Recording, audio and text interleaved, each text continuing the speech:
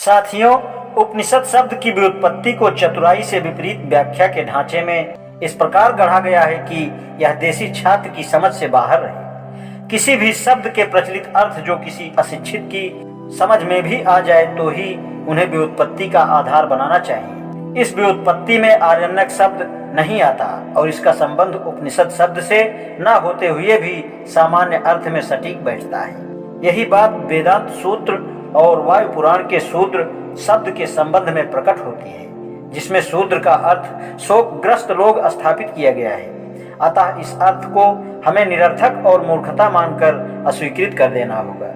इस कथन के संबंध में हमारे पास प्रत्यक्ष साक्ष्य है कि शूद्र एक कबीले या वर्ग की व्यक्तिवाचक संज्ञा है। यह शब्द किसी प्रकृति का प्रतीक नहीं है, जैसा कि कहा गया है। इस कथन के पक्ष में विभिन्न साक्ष्य मौजूद हैं। सिकंदर के आक्रमण के समय भारत आए इतिहासकारों ने कई स्वतंत्र गणराज्यों का उल्लेख किया है, जिनसे सिकंदर को लोहा लेना पड़ा। ऐसे कई स्वतंत्र और प्रभाव संपन्न गणराज्य थे। निस्संदेह इन कबीलों को कई नामों से जाना जाता था। इनमें से एक सोद्री भी था। यह काफी विख्यात कबीला था, जिसने सिकंदर का सामना किया। हालांकि वह उससे पराजित हो गया था। इसे प्राचीन शूद्र के रूप में मानने वाले बहुत कम हैं। पतंजलि ने अपने महाभाष्य के श्लोक 1, 2, 3 में शूद्रों का उल्लेख किया है और उनका संबंध आभीरों से बताया है। महाभारत के सभा पर्व के 32वें अध्याय में एक शूद्र गणराज्य का उल्लेख है। विष्णु पुराण, मार्कंडेय पुराण और ब्रह्म पुराण में भी इसे अनेक कबीलों के समान एक कबीला बताया गया है और उन्हें विंध्याचल की दक्षिणी भाग का निवासी कहा है। अब दूसरी बात पर आते हैं और उसके विभिन्न पक्षों का निरूपण करते हैं। इस विषय में 2 तथ्य हैं। पहला है, क्या दस्यु और दास शब्दों का प्रयोग अनार्य कबीलों की किसी जाति का सूचक है। दूसरी बात यह है कि मान भी लें कि ऐसा है तो क्या यह स्वीकार करने का कोई अन्य कारण भी है कि वे भारत की मूल जनजाति थी। जब तक इन दोनों का सकारात्मक उत्तर नहीं मिल पाता, तब तक दस्यु और दासों को शूद्र नहीं कहा जा सकता।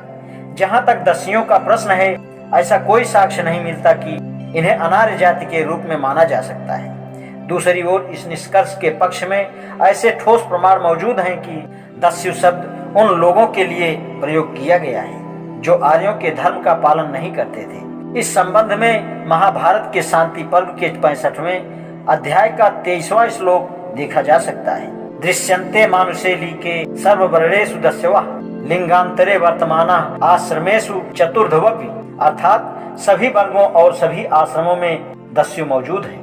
यह कहना कठिन है कि दस्यु शब्द का मूल क्या है, किंतु एक विचार है कि यह भारतीय आर्यों द्वारा भारतीय ईरानियों के लिए कथित अपशब्द है। यह अस्वाभाविक या अप्रासंगिक भी नहीं है, क्योंकि इतिहास में दोनों के बीच हुई संघर्ष का वर्णन मिलता है। इसलिए यह बिल्कुल संभव है कि भारतीय आर्यों ने अपशब्द के रूप में इस सल का अपने शत्रुओं के लिए प्रयोग किया होगा और यह वास्तविकता है। अतः दस्यु भारतीय मूल वंश के नहीं हो सकते।